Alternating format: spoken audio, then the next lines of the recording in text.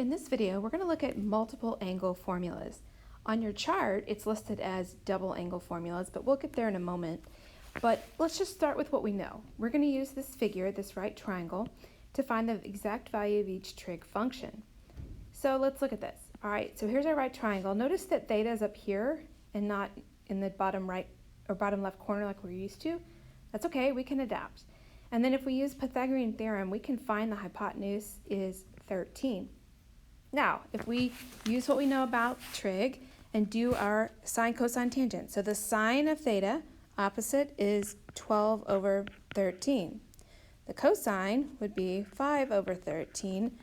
The tangent would be opposite over adjacent, so it's 12 over 5. Okay, fine and good, no problem. Now look at this. It says cosine of 2 theta. Well, that is not equal to 2 times the cosine of theta. It's easy to think that, but that's not what it's equal to. So don't do that. Now you're going to look on your formula chart and you're going to find the section that looks like this. All right, it says double angles.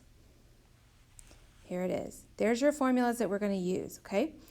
Now, for cosine 2u or 2 theta, notice that there's a lot of options, right? We have this, and this. So typically what we're going to focus on is using this. These are all equivalent. You can use any of them. But I'm going to use that first one, all right? So notice it says cosine squared, in this case theta, minus the sine squared of theta. Now, what does this mean? Well, you can rewrite this as the cosine theta squared minus the sine theta squared. Okay? That's what that means. So it's okay to do that. Now I just plug in the values that I know for cosine. Well, cosine is 5 over 13. If I square that, I get this, then I subtract sine squared, which is 12 over 13. If I square that, what do I have? Well, I'll have 25 over 169 as the denominator on both of these, minus 144. So that gives me negative 119 over 169. That would be cosine of 2 theta. So it should say tangent of 2 theta, and I believe it does on your paper. So I'm going to use the formula right here, this little guy. So notice it says 2 times the tangent of u, or theta, so it's going to be 2 times, what's my tangent? 12 over 5 over 1 minus the tangent squared. All right, now I'm done with my formulas.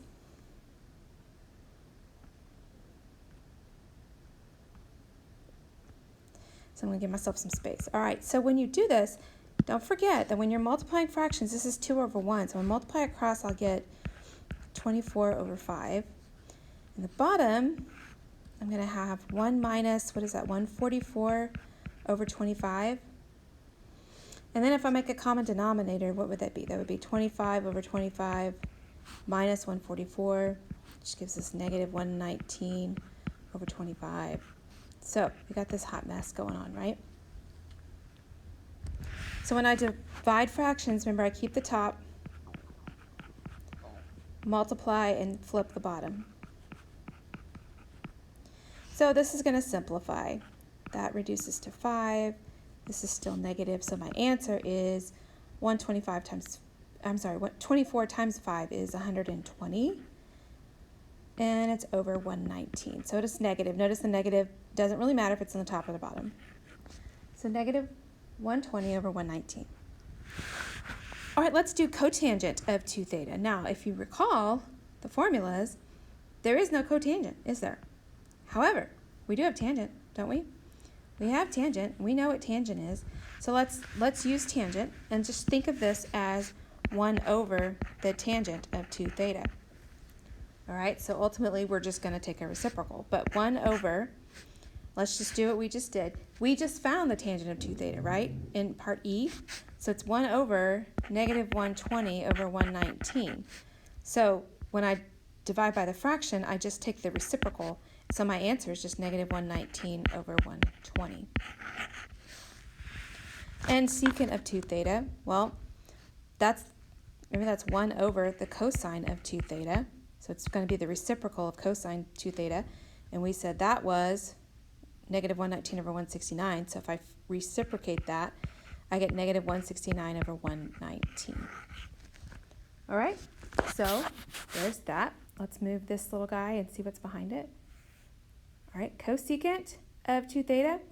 Well, kind of already done this too, right? This is 1 over the sine of 2 theta. So what was the sine of 2 theta? Well, we found that.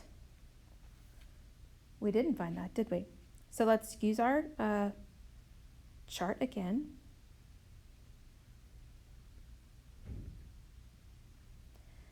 All right, so sine of 2 theta, notice, is 2 sine theta cosine theta. So we just got some plugging in to do. So it's going to be 1 over 2 times, what do we say the sine is? 12 over 13 times the cosine, 5 over 13. All right, remember that's 2 over 1. So when I clean it up, I'm going to have 2 times 24 times 5, which is 120. 13 times 13 is 169. So when I divide by a fraction, I have to multiply by the reciprocal, so my answer will be 169 over 120. So there's my answer. Alrighty. Now, we may need our formulas here later. So I'm going to set them aside down here for a moment. Okay, so look at this kind of question. It says, find the exact values of sine 2u, cosine 2u, and tangent 2u using our double angle formulas. Now what they give us is the sine of u is negative 3/5, where u is between 3 pi and 2 pi. So let's think about our unit circle. That would mean that it's in here in quadrant 4.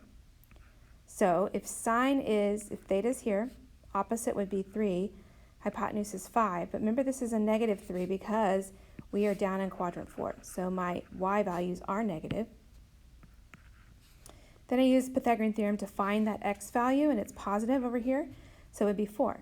Now, using that, I can then use my double angle formulas to find those values. So if I want the sine of 2u, the formula says, so 2 times the sine of u times the cosine of u, right? So 2 times, what is the sine here? It's opposite over hypotenuse. The cosine is 4 over 5. Remember that 2 is over 1, so when I multiply across, I'll have 2 times 3 times 4, so 6 times 4, and be negative 24 over 25, and that would be my sine of 2 theta. Cosine of 2 theta, what does the formula say? This is the one that uses cosine squared u minus the sine squared u, right? All right, we just said that cosine is adjacent over hypotenuse, so this is 4 over 5 squared minus the sine, negative 3 over 5 squared.